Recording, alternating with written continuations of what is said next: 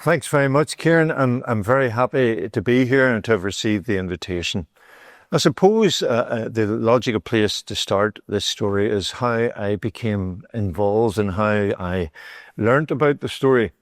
I was working in the Irish News as news editor when I read a column that a historian called Eamon Phoenix, that many of you will have been aware of. He wrote a column every day called On This Day, and about 12 years ago, he wrote a column which described how an American Presbyterian minister had given a speech at the YMCA in Belfast saying that the UK and other governments should be more generous in their response to the refugee crisis facing Western Europe, and as the Nazis had started to persecute the Jews.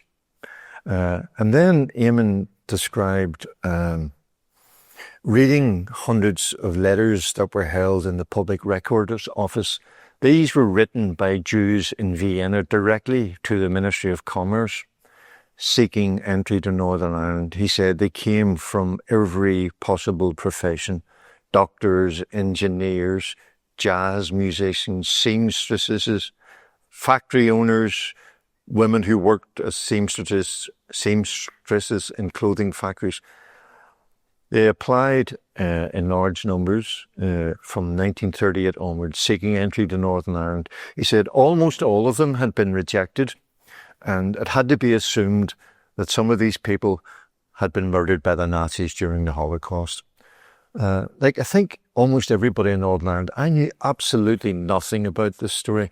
I knew about the farm at Noel, where the kinder transport children had come from the summer of 1939 onwards, and were rightly proud of the fact that we were able to save those children. So I decided to do some investigating myself, and I went to the Public Records Office, and I read the files of 300 files of correspondence from individuals, which included the names of about 750 people, men and women mainly, but also families, who had applied to come to Northern Ireland. And I discovered that about 75 to 100 people had been admitted under a Northern Ireland scheme, which I'll describe in a moment. But this picture here gives a sense of why so many people were applying to Northern Ireland. Because initially I was astonished at how did people in Vienna even hear of Belfast? We're sitting here on the edge of Europe, and they did. And the reason why they wanted to come was this. This is a photograph taken in Vienna immediately after the Nazis entered. You'll see some of the men wearing dark uniforms and smirking in the background. They're SS men, and some of the others are in the background are Austrian policemen, as far as I can make out.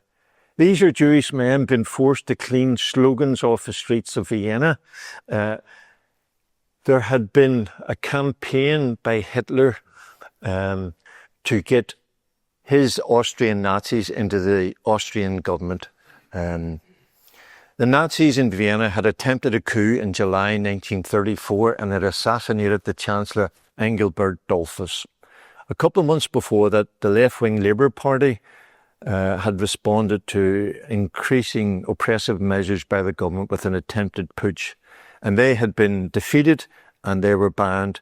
After the murder of Dollfuss by the Nazis were banned. Hitler summoned the Chancellor from Vienna to Berchtesgaden and demanded that his Austrian Nazis be allowed entry to the government and all restrictions, including the ban, be lifted.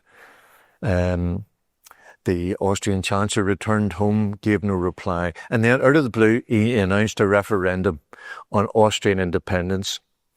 Within a few days it was to happen in April 1938. Hitler refused to allow this to happen because he feared the Austrians would vote for independence and others to keep the Nazis out. So the Nazis invaded actually in the 10th of March. They immediately started intense persecution, and these are Jewish men rubbing out the pro-independence slogans from the streets of Vienna using very toxic bleach. So that was the start of the persecution. The The Jewish people were dismissed from their jobs, forced out of their homes, attacked on the streets, and forced into a ghetto in central Vienna called Leopoldstadt, where several families were forced to live in a room. So the people within weeks were impoverished, were terrorized.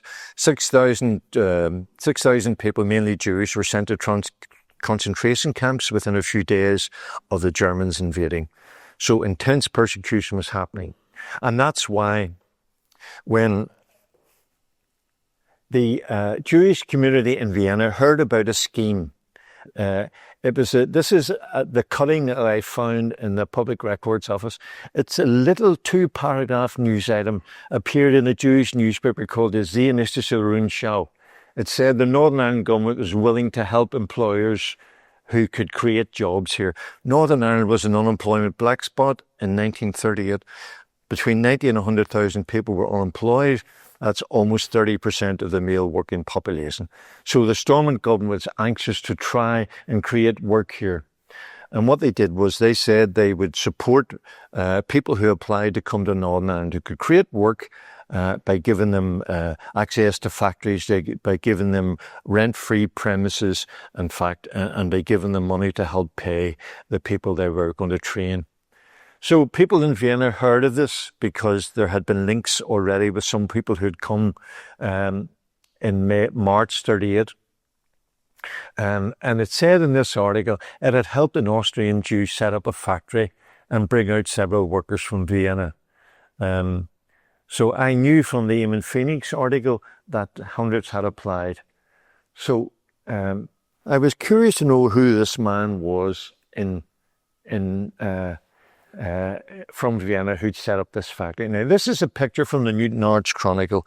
On the top right-hand side, you'll see the man who wasn't named in the article, but this is Alfred Neumann. He set up a factory in Court Square. Initially, they would train between 40 and 50 people. They were making handicrafts and also things like leather belts and so on. And he brought out these 6 people in the front row, 1 man, 5 women. So it got a huge coverage in the local press. Newton Arts Chronicle, County Down Spectator, the Belfast Telegraph, all the other papers, Newsletter, Irish News covered it. And then Alfred Neumann also set up a second factory with a man called David Gilfillan in November 1938, and he brought more relatives out. But then in early 1939, the Ministry of Commerce withdrew funding over differences with staff. Neumann was sacked. So I read that in the files at the Public Records Office. It didn't give any more detail. There's just an Ulster Development Council memo saying this man had fallen out with his own staff and the Stormont government were cutting back on funding. In fact, they removed funding. So I wasn't able to find out then what happened, but I was able to find out later. So this is a man who was also a key figure in the story. This is the Rabbi Jacob Schachter. Many people from Vienna wrote directly to him. Those letters were in his personal archive, which was given to Yad Vashem. I wasn't able to access them immediately. I started research, but I finally did. And many people wrote directly to him. He had a very good relationship with the Stormont government. He even offered himself in any capacity when war broke out to the Stormont government. And he wrote directly to the Prime Minister. I think it was Andrews at the time. So he was very scholarly, but very orthodox, which is part of the story which will develop. He falls out with Alfred Neumann, and he falls out with another key figure in the story, Franz Kohner. So I'll come back to him in a while. So we've seen this photograph.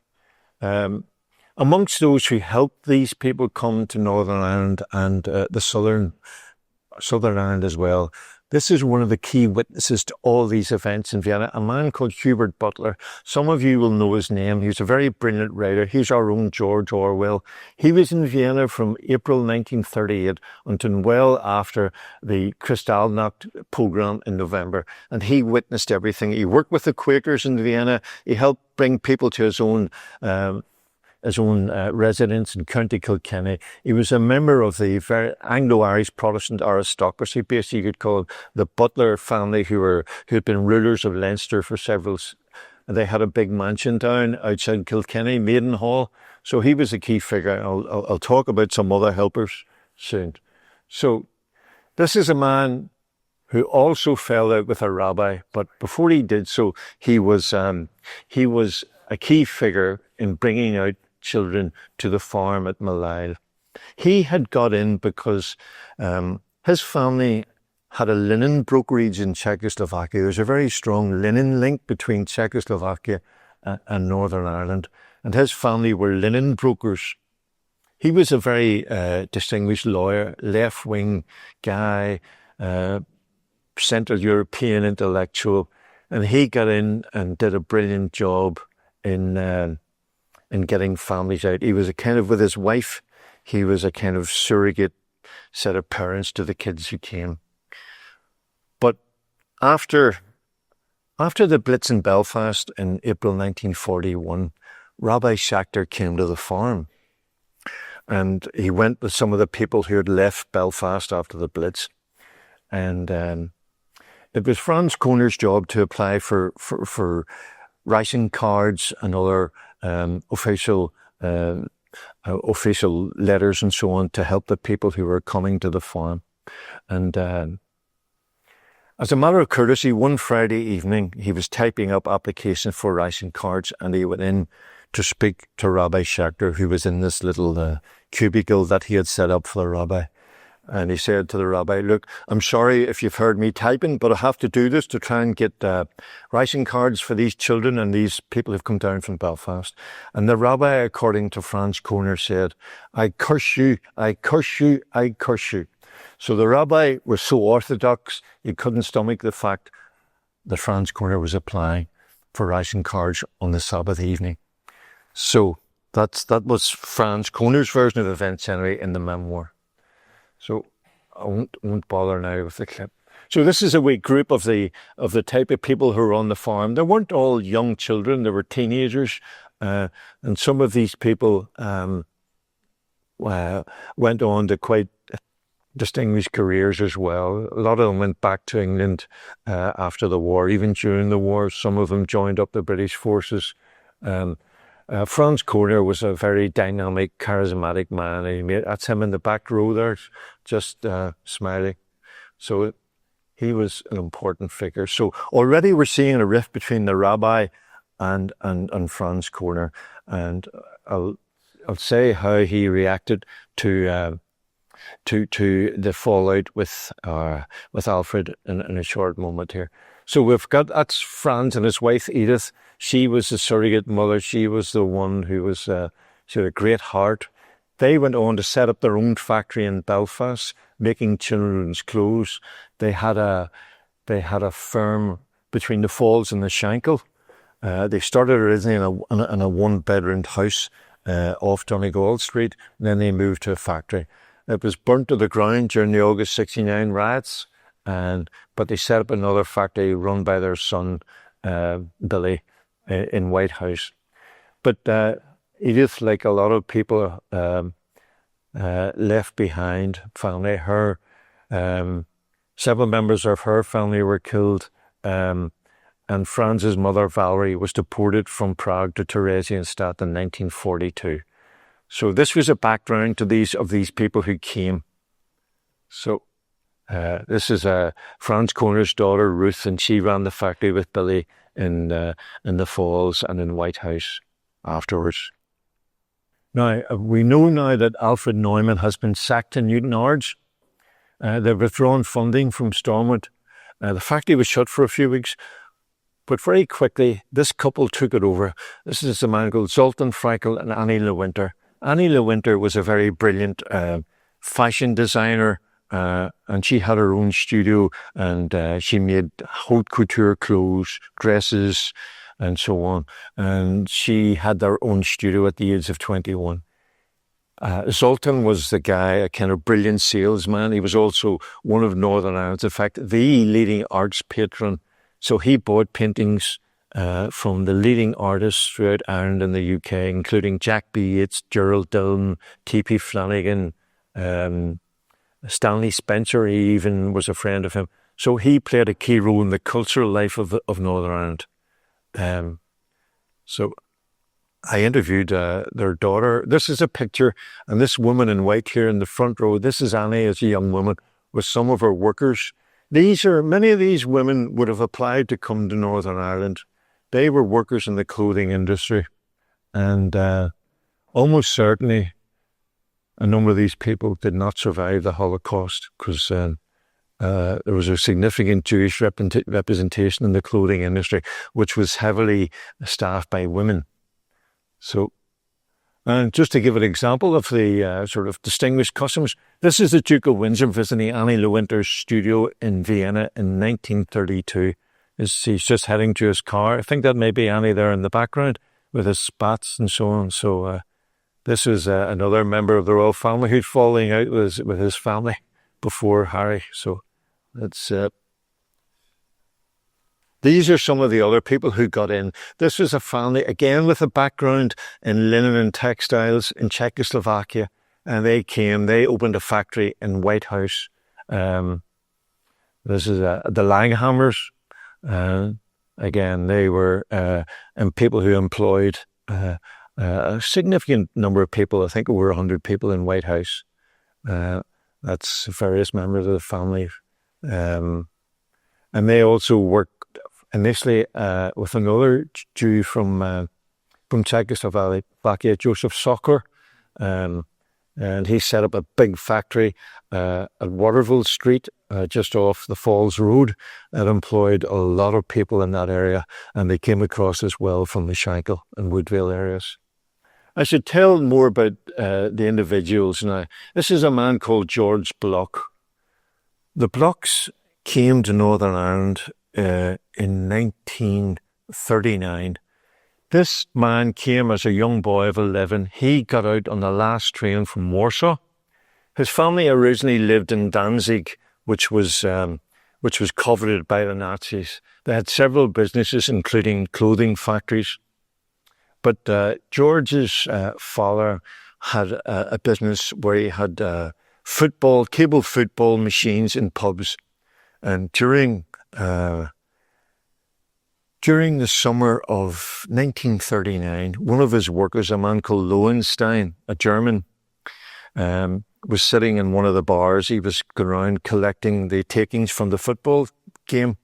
And a Nazi supporter that he knew came over to him and said, we're taking over Black's firm. We're taking Block's businesses over. You'll be okay. You'll get your cut. But Block's going to the wall. He's not getting out of Danzig. So Lowenstein listened and went back to George's father and said, the Nazis are after you. They're going to arrest you and your family, and they're going to take your business. That very night, George's father and the family left. They packed up whatever they could in a couple of suitcases. They went to the police port of Gdynia, initially hoping to get away out to get a ship. Couldn't do that. George was at school there for a while. He encountered anti-Semitism. He was stripped naked when he was coming out of school, thrown in the snow. And he said to his mother, I'm not going back to that school that's full of Nazis. And she said, you'll go back, because if you don't go back, other people will be persecuted. So he went back and nothing happened. She went to the headmaster and complained that her son, George, had been assaulted. And the headmaster said, well, I'm not responsible for what happens outside the school. So that was just an indication of what they were up against. So they finally went to Warsaw. George's father had a business link in London. He was already there. And George's mother and younger brother managed to get tickets out of Poland on the last train, August the 31st, 1939. As they left Warsaw and got to the German border, all they could see was train after train of German soldiers getting ready to invade. As George said, I won the lottery that day. That was the train ticket that saved my life. So George and his family set up a factory in Portadown, which employed 700 people. They set up, in fact, a second factory. It was doing so well. and they were up and employed 750. They worked and did very successfully in Portadown until the mid-80s, when Marks and Spencer started importing clothing from the Far East. So basically that killed off their firm. So one of the other factories that employed a lot of people was at Srigley in County Down. There were about 400 people employed at its peak. This had been, again, a former linen business, and again, the linen industry was in decline in the 30s, and the firm was taken over by a family called Utitzes. Again, they were Czechs with a background in manufacturing, and this is a guy there, is Eric's father. Eric Utitzes, the son of Alfred, the man here with a brown coat. And this man with his hand on his waist, this is, of course, Northern Ireland Prime Minister, Brookborough. And he was a big fan of this factory, visited twice at least, and they had done very well. They set up this tanning factory, made shoes, and brought a lot of work to Srigley. Srigley was one of the worst unemployment black spots in Northern Ireland. And they came under the Stormont scheme and were very lucky and created a lot of work. This is a couple of people who married after meeting in the factory. The man is a Hungarian refugee. Some of you may have seen his story in a film on YouTube called The Narrow Gate. He managed to get to Northern Ireland. He worked in the factory at Srigley, but his mother was killed in a concentration camp. And his father survived and came to London, but he committed suicide about 10 years later. So again, this is another visit by Brookborough. This is him here, third from the right. Again, with the Utitzes and a man called Weininger. That's him fourth from the left here. He came, and again, like a lot of these people, they got in and then they set up their own factories and created work elsewhere. And this is another family, the Goldbergers. This was a man with a very interesting story. He had his own factory making shirts in Vienna. After the pogrom in November, the SS came to his office and arrested him. And he was taken to a police station, a holding centre in a secondary school where people were arrested. And he went into a room that he described in a memoir where people had been beaten up and were absolutely shattered by what they'd experienced. They had been dragged from their homes. The Jewish synagogue and other buildings had been destroyed by fire. So finally, after being beaten up in these holding rooms, they were taken down to the courtyard and held there. And he thought, well, we're going to go to a concentration camp at least if we survive this day. And as he was standing waiting, he noticed amongst the SA guards, the brown shirts, a guy he'd been to school with. And he shouted out to him, Franz Picorni, do you know me? I'm Otto. I was at school with you. And this man, Picorni, he was wearing a sort of brown shirt. He'd been part of the Austrian Nazi militia. He said, right, up against the wall, Goldberger. And Otto didn't know whether or not that was a signal that he was going to be shot for his impertinence. So he stood against the wall. He heard people around him and herded on to lorries who had been taken to Dachau, and he was left alone. Then, as darkness fell, he heard footsteps behind him, and he said to himself, is this it? Am I going to be shot in the back of the head now for my cheek? And then he heard Picorni's voice saying, come with me to the gate. When I let you out, you scram home and get out of Vienna immediately. So Picorni agreed to let him go and saved his life, basically, because the rest had been deported to Dachau and many of them did not return. So he came. He had a sister already in Derry, Frederica, and he came first to Derry and worked there, and then he came to Belfast and set up his own factory. So this is him looking a bit more prosperous, and he did very well. So he had a brother who didn't do quite so well, but had an amazing story. As you see, he's wearing swimming trunks here with the Star of David on them because he's a member of a very famous Jewish sports club called Hakoah. And he swam in the Olympics for Austria in 1928 against Johnny Weissmuller for America. And didn't win any medals, but he swam. And then after 38, he decided he would try to get to Australia, where a number of people from Vienna went.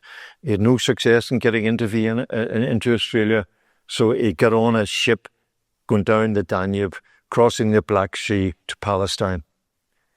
It was a horrendous journey. The ship was leaking. They had to go back to the port of Constanza in Romania several times. They finally got to the coast of Palestine, as it was, and the captain said, no, this coast is swarming with British warships, destroyers. They're patrolling the coast to stop people like you getting in. I'm going back to the Danube. So that would have been, horrendous, like a concentration camp sequence. So Hans decided, with a few others, to swim, as he said in his memoir, the few miles to the coast of Palestine.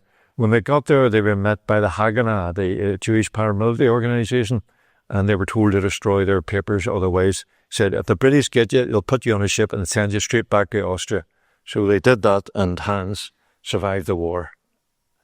This is a photograph that I was able to get from Otto's son Mel, who's still alive and living in Carrickfergus. This is Mel's grandfather, Herman, in the middle, two of his friends. He was much more interested in cultural pursuits than a career in manufacturing. He knew Herzl and all these Zionist people, the thinkers who were basically the founding idealists for Israel. Herman's sons tried to convince him to get out of Vienna. He initially said, no, it'll blow over. But he began to realize it wasn't going to blow over.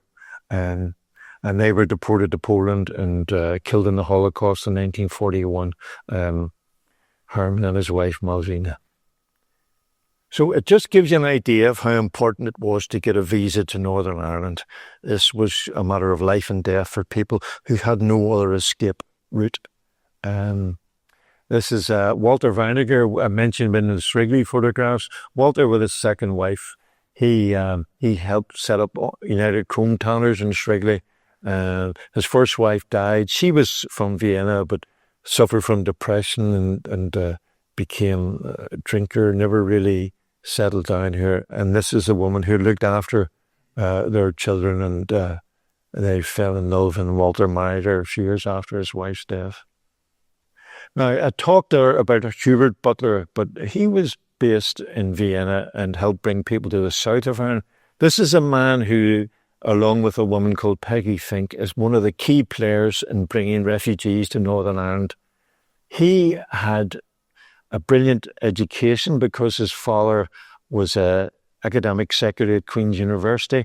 He spoke fluent German, and already in the 30s he'd been to Vienna and Austria and Germany several times. On one of his trips, he met people in Berlin, including Alfred Rosenberg, who was a Nazi racial theorist, and he had contacts with the resistance movement as well. On one occasion, his son told me he visited a member of the resistance in Berlin. He had the address and he wanted to go in and support him. He knocked on the door and it was opened by German soldiers. He made some excuse and after he realised this guy had been, at best, taken to a concentration camp or at worst killed. So he brought a number of people to Derry, where he was professor of classics, and he found them work in factories, and he was one of the sort of righteous almost of the nations, you could say, as they're called in Jerusalem. So that's the insight I just mentioned about going to see this member of the resistance. and he's just been appointed here as professor. And he also helped to set up a Labour Party in the city. He has a very interesting story. He wrote a memoir, and he said, he was being kind of watched very carefully by the police, because the police at that stage weren't really sure of the bona fides of people coming from Europe. I mean, this was late 30s, early 40s. Britain was at war with Nazi Germany, and Austria was as part of Nazi Germany at that stage. And the police sort of were a bit suspicious of people who had links, because they weren't sure what these people were up to. And on one occasion, they raided his home, and they found documents which were written in a script that they didn't understand. And it turned out that these were Greek lectures written about Plato, and the police thought they were in code, and because they couldn't read the Greek script. So they arrested him, and he explained what they were, and they let him go. On another occasion, they found articles in Irish and so on, and they were a bit suspicious of that, but he explained that, he was a professor and he could read these. So finally, he was taken out for the third time of a lecture hall in Magee College, and he was arrested and brought to his home, asked to explain these documents. And so he went to the Central Police Station, and he spoke to a senior police officer. He said, "Look, why have I been hauled out of my lecture rooms in my house for these reasons that are nonsensical?" He said, "Well, what would happen if the Germans invaded the UK and got to Derry, and you've these German links and so on?" And Thomas Finnegan said, "Well, what would happen was you'd be forced to work with the Nazis, and I'd be in a concentration camp for helping anti-Nazis. That's what would happen." So after that, I think the police backed off and let him go ahead with his work. So that was his story. This is a woman that I mentioned earlier, Peggy Fink. She was based in Belfast and was a key figure in the Belfast Committee for Refugees. They helped a number of Jews come to Northern Ireland. They put them up in homes. These people were probably applying and were hoping to get help from contacts that they already had, separate from the Ministry of Commerce scheme.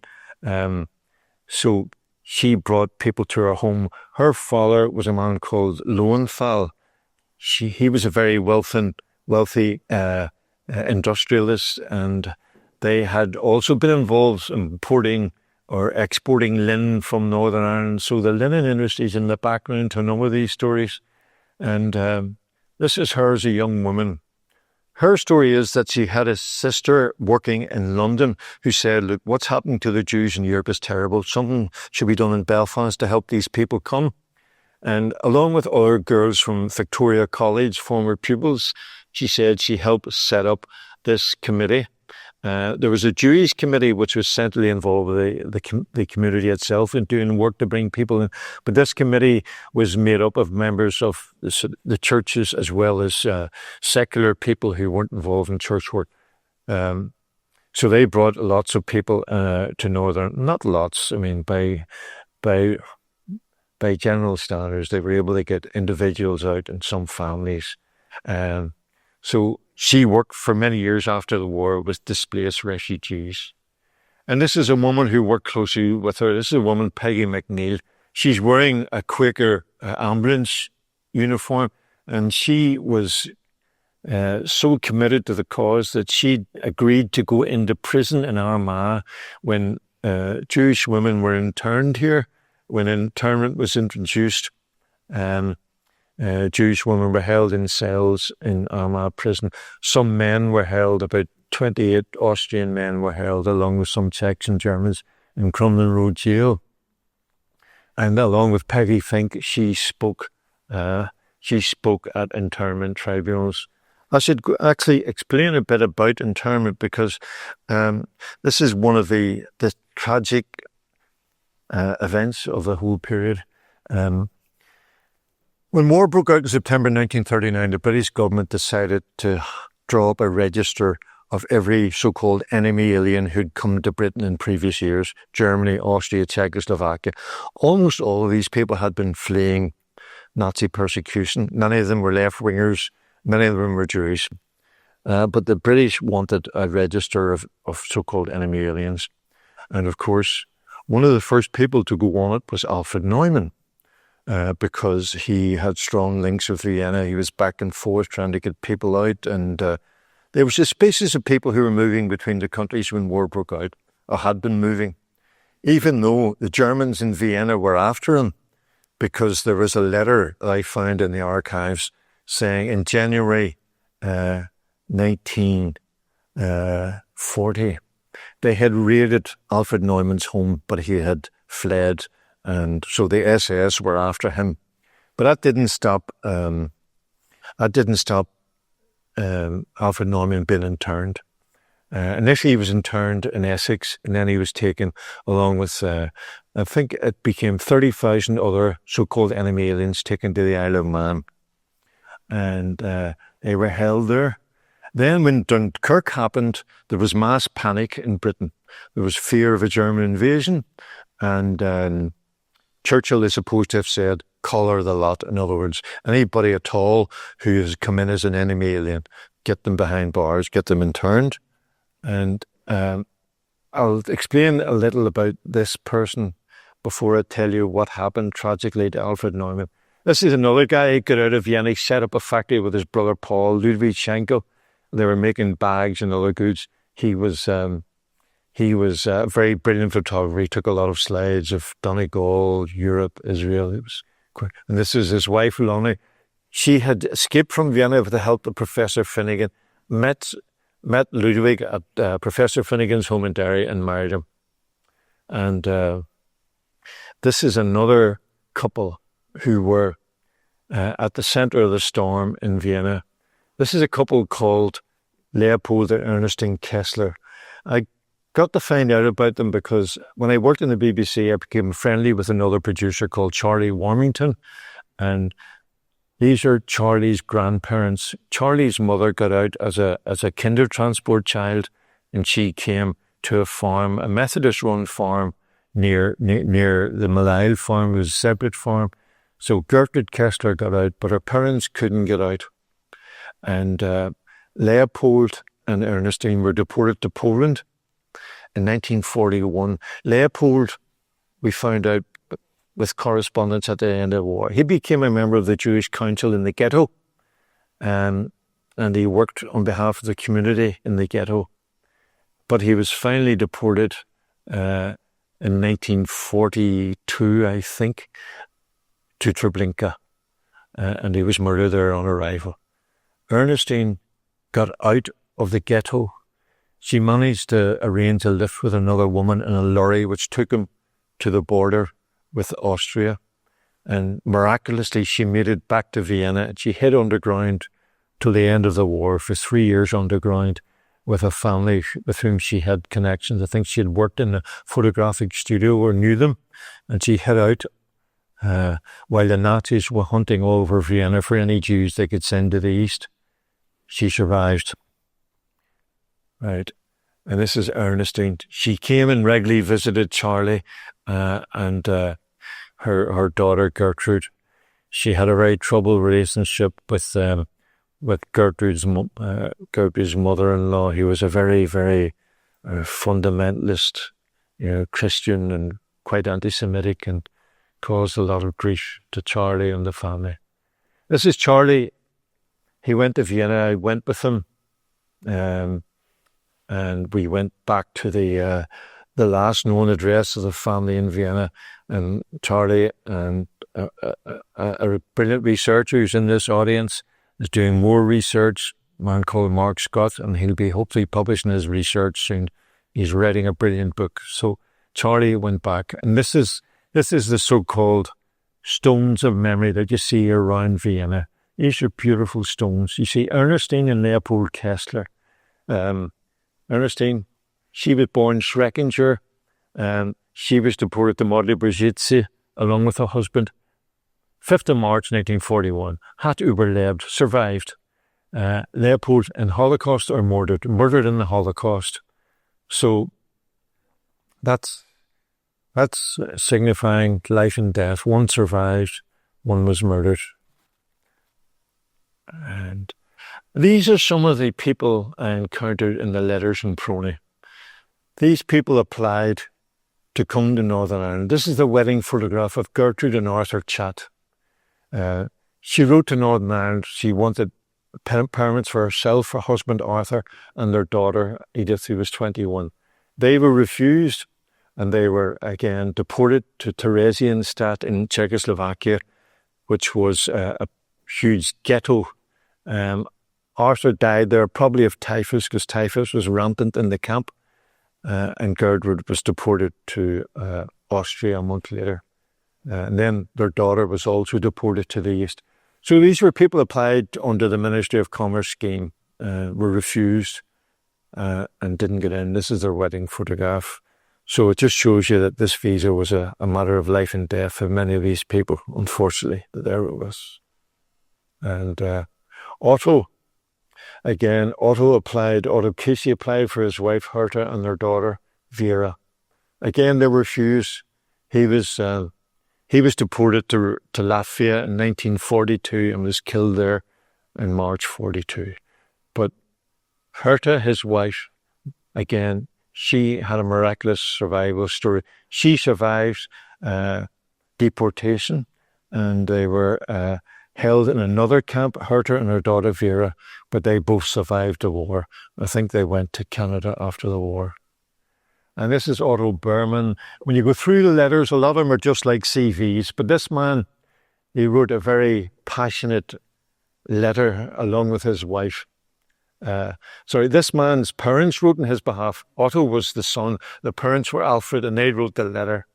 Again, the parents were deported to Theresienstadt, and soon afterwards, Mathilde was deported to Treblinka and murdered. Again, Alfred died in Theresienstadt. The men seem to have died rather more quickly than the women. They seem to be more vulnerable to the diseases.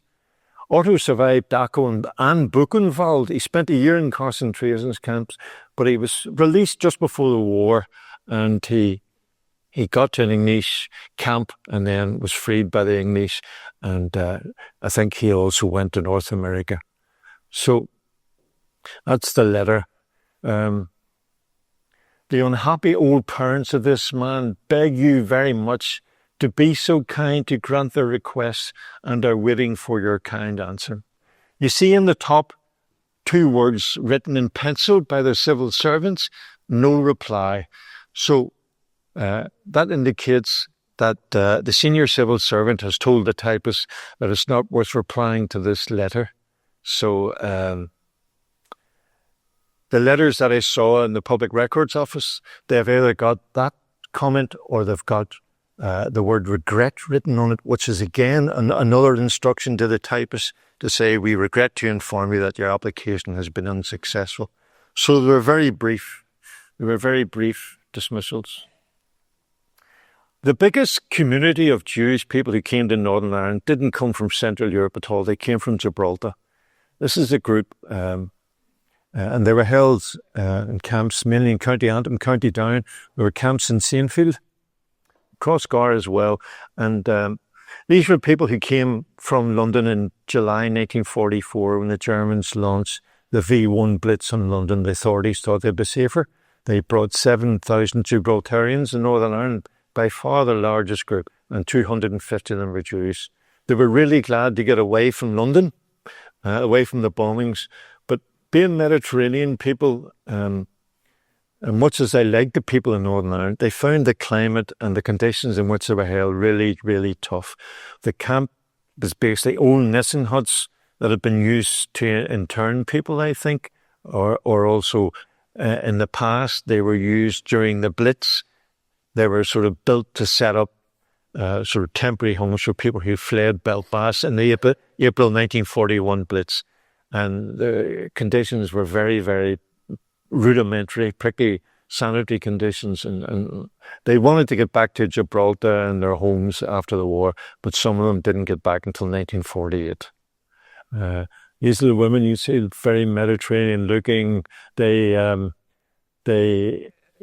stayed in these conditions, and they were particularly, they found it difficult. They got bits and pieces of work in local farms, but there was an official ban on people who were sort of refugees, emigres, getting official work. So individuals got odd jobs around farms and things, but they couldn't work full time officially. So again, this is a couple who came from Vienna, Walter and Herta Kammerle. I interviewed both of them.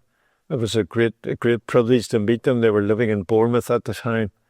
Walter came, he got away. He told me about his parents. It's a heartrending story. He had a father who'd set up a wee business making chocolates, but his co-owners robbed him, and he was always setting up these schemes, and they weren't succeeding. And they managed to get Walter out, but Walter and his sister, Walter's parents and his sister were murdered in the Holocaust, but Walter only found out about it when he went back to Vienna. He met Herta when he went to London during the war, and they married. And then after the war, they went back, stayed in Vienna for 11 years, but they encountered sort of latent anti-Semitism in Vienna, even after the war. And they said, we don't want to live here. We brought the kids back. He told me about a conversation that he had with a friend who had survived a war. Felix Schwartz was his name. And they were working in this factory. And Walter overheard a couple of his Austrian co-workers saying, oh, your man Schwartz, he's another one that slipped through the grating. And by that they meant that he had survived the showers, as it were, in the death camps. In other words, that it was almost as if he got to an extermination camp and survived miraculously. Now, we don't know if he did, but that was their attitude to this guy who was a Jewish survivor. So Walter decided to bring his family back to England. I spoke earlier about Alfred Neumann. So this is his tragic fate. He had been interned in December 1939, and then after Dunkirk, mass panic set in government circles, and he was put on this ship along with about 1,200 others in Liverpool. This is the Arandora Star, a former big cruise ship, first-class cruise ship, and it was converted to a sort of a prison ship which was taking prisoners from England to Canada, where they'd be seen as less of a threat. They weren't considered safe options even on the Isle of Man by the government. So they left Liverpool on July the 1st, sailed up the Irish Sea, turned west, heading for Canada, and they were spotted by a U-boat, a U-47. It was captained by a fanatical Nazi, Günther Prien. He had already sunk 8 ships in the North Atlantic on a 2-week voyage, and he had 1 torpedo left. So he fired his last torpedo, it hit the ship amidships, and it went down within an hour. And Alfred Neumann and 800 other refugees, many of them Jewish from Central Europe, were drowned. But that wasn't the end of the ordeal. Those who survived were picked up by a Canadian ship and taken back to Glasgow.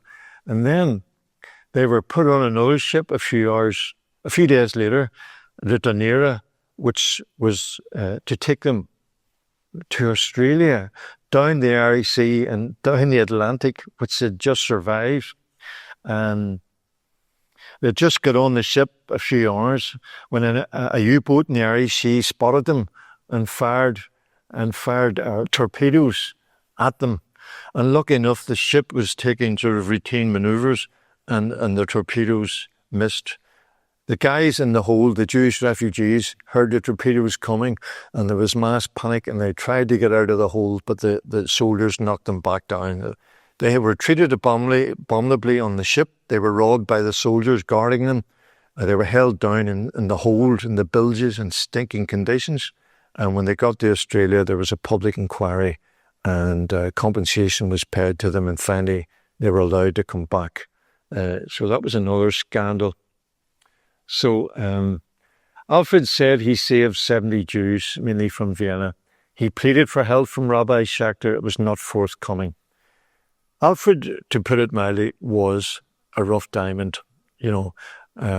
But the reason why I think he fell out with the authorities was he was a bit of a lone wolf, and while he got people out, he rubbed people up the wrong way.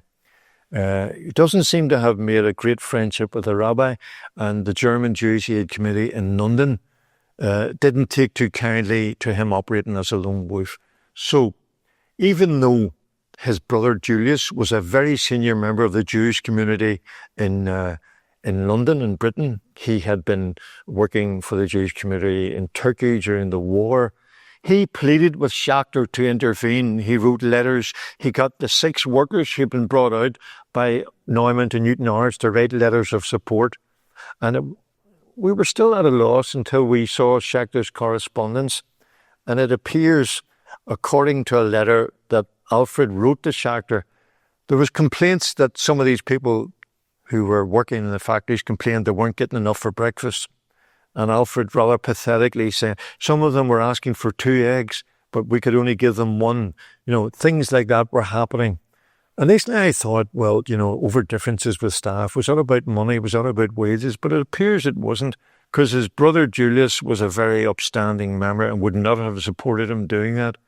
So his pleas for help from Alfred, from Julius, several letters, fell on deaf ears, and Alfred could not be released. He's our Oscar Schindler, because if there's any individual who brought people out to Northern Ireland under this scheme, it was this man.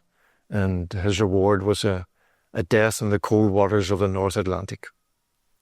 So this is a man as well, if you want to read more about what Vienna was like, was George Clare. He wrote a brilliant book, Last Waltz in Vienna, and then another one about his life as a British interpreter in Germany at the end of the war. His parents actually got out. George got to Ireland. He was in Galway. He was in love with a woman, but he felt his parents disapproved of this woman for some reason. So when his parents got fed up in Ireland and the UK, they wanted to go back to Europe. This was before the Germans invaded France. So they went back to France. When the Germans invaded, they moved to the south, but they were picked up, I think, in the Auvergne region, and they were taken in 1942 to the camp at Drancy in Paris and then sent to Auschwitz and killed. And George felt guilty for the rest of his life that he didn't beg them to stay in Ireland more, because he was kind of relieved in a way that would leave him open to marrying this woman that he thought his father would disapprove of. So that book, Last Waltz in Vienna, has a tragic story. But well worth reading. So I mentioned earlier Ludwig Schenkel and all the great things that he'd done, the photographs he'd taken, the factory he had opened. But he had a very enigmatic little poem that he'd written on his gravestone. Himself and Lonnie were buried there at Alf-McElveen Cemetery, and there's a wee couplet that he had written. And all the dreams I ever dreamt, they came to nothing, nothing meant. So I think that reflects the kind of burden of sorrow that these people had to carry when so many of their relatives were murdered in the Holocaust, even though they got out. Thanks very much for listening. That's I know it's been a bit of a tour in various streams, but when you start opening up the story, there are so many branches that I thought I would try and fill in as many as I could. I'm just touching the surface here. There are more details of the letters in my book, where I give summaries of all the people that I know about who applied and didn't survive. But I'm happy to take questions. If anybody has a question or two, I'll Very. I hadn't heard about the Armagh prison before. Was that for long that people were held in Armagh jail? The women were Just the women? For weeks. And Peggy McNeill went with them. Some of them had been imprisoned already in Austria, and they were terrified at that stage that the Germans would invade and capture them in the prison. And that was one of the reasons why Peggy McNeill went there with the support of the Quakers to sort of comfort them. They got out, and the men were held for a number of weeks at Crumlin Road Jail. And some of them were taken to the Isle of Man, lost their jobs and things here, and were held for several months there. I haven't been able to find any others who were put on the Arndora Star. Some of them were lucky enough to be released at various stages during the war, but they were held, and they found it difficult to get work and things when they got back. You know, there was a woman who had written a diary, don't recall her name just in a moment, but she describes the difficulties of people who were held the next day and then freed and brought back here. And she sings the praises of the employers who set up factories and improved the food that people were getting. A lot of the local people were very badly fed, malnourished because of the poverty of Northern Ireland, and the Jewish employers seemed to feed them well and have canteens and things, you know. Sorry, there's somebody else. There's another front row voice here. Hello. You mentioned the Methodist farm down in Malile. My father-in-law was evacuated out to the Childhaven Rest Home, which I thought was the Belfast City Mission. But I don't think it's not the same one that you're talking about, is it? Well, I think it was. I think the home was called. There was a camp. I thought it was Childhaven actually. Childhaven. Now there was a Methodist minister involved in the committee. Alan, I forget his name, that's in the book, but he was quite a senior figure in the same committee as Peggy Fink. And some people were brought there under the auspices of the Methodist Church, you know. Thank you. Congratulations, Noel, by the way. Excellent book. There's a lot of people that obviously were turned down by the Northern Ireland government in their applications. Have you looked at the level above the refused or regrets? You know, what did they have to do to make the cut? Those people who had links with Northern Ireland in any way had a great chance of getting in. Now, people who had been working in the linen industry were kind of well placed. If they had had factories in Czechoslovakia, as a number of these people had, they had already contacts and they could use their influence with those to get in. If you hadn't got any links, it was much tougher, because I noticed from the letters that some of the people who applied had several factories, not just in Austria, but some of them had factories in Holland and Germany, and and had considerable capital. But the civil servants decided, well, we already have that sort of work covered and they're not going to be able to create new jobs. So it was difficult. If you're just applying cold after reading the letter in the Jewish newspaper, no matter how well qualified you were, it was really difficult to get in. If you're just like a worker, no matter how skilled you were, it was difficult. If you had links and people speaking for you here, like the Finnegans, some of the Quakers had links with the government. If those people spoke on your behalf and you weren't applying cold, you had a better chance. If you're applying cold, it was much more difficult. If you could join me in thanking Noel for a really interesting talk. Thank you, Dick.